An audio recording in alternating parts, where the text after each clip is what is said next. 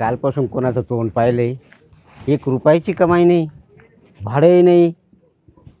कोणी स्पेशल रिक्षा मागून नाही राहिलं. असं कोणत्या पांढऱ्याचं तोंड पाहिलं काही समजत नाही.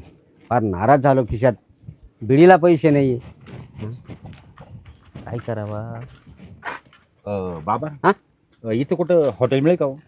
हॉटेल पुढं आहे, पण तुम्हाला काय जेवण करायचं का? नाही हो, जेवण नाही. मग आम्हाला ते नाही का करतात ते कार्यक्रम, त्यासाठी पाहिजे होता. अहो पण तिथं खूप लुटतात लोकांना. लुटता? हो. आणि एक तर जवान पोरगी तुमच्या संगतीला आणि डाग आहेत.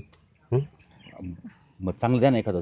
म्हणजे लुटतात म्हणजे काय करतात नेमकं? म्हणजे अशी जवान बाई जर असली हां तर असा पोरगा असला एखादा, हां 2-3 जण साईडला ओढून नेतात हं. आणि एका त्या बाईवर जबरदस्ती करतात. अरे बापरे, नाही हो. बापरे, हो, नाही. असं पण करतात? लॉजिंगवाल्यांचं कामच ते.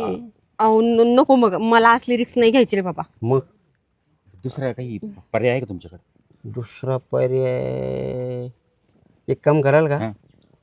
मी रिक्षाला पडदा लावतो. हां हां हां. आणि रिक्षात 1 तासभरासाठी तुम्हाला मी त्याला सवलत देतो. हां किती होईल? 500 रुपये फक्त.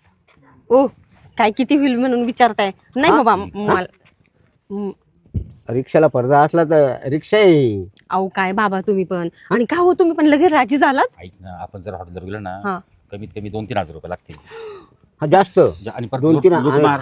आणि लुटमार बी होणार. आणि बरं तिथे ना आजकाल कॅमेरा वगैरे लावलेला असतात. हो. मग जाऊ दे ना, बिचारे बाबाला 500 रुपये देऊ ना. इथे कोण येणार बघायला? इथं कोण आहे रस्त्यावर? मग काय तुमचं म्हणणं असं आहे का आपण रिक्षामध्ये बसायचं? मग बाहेर काही झालं तर कोण जबाबदारी घेईल? नाही बाई, मला नाही बसायचं. काय मग जा, तुमच्याकडे जास्त पैसे आणि जास्त चरबी असेल तर जा तिकडे गिरवायला. आमचं काय म्हणणं नाही. हे बाई,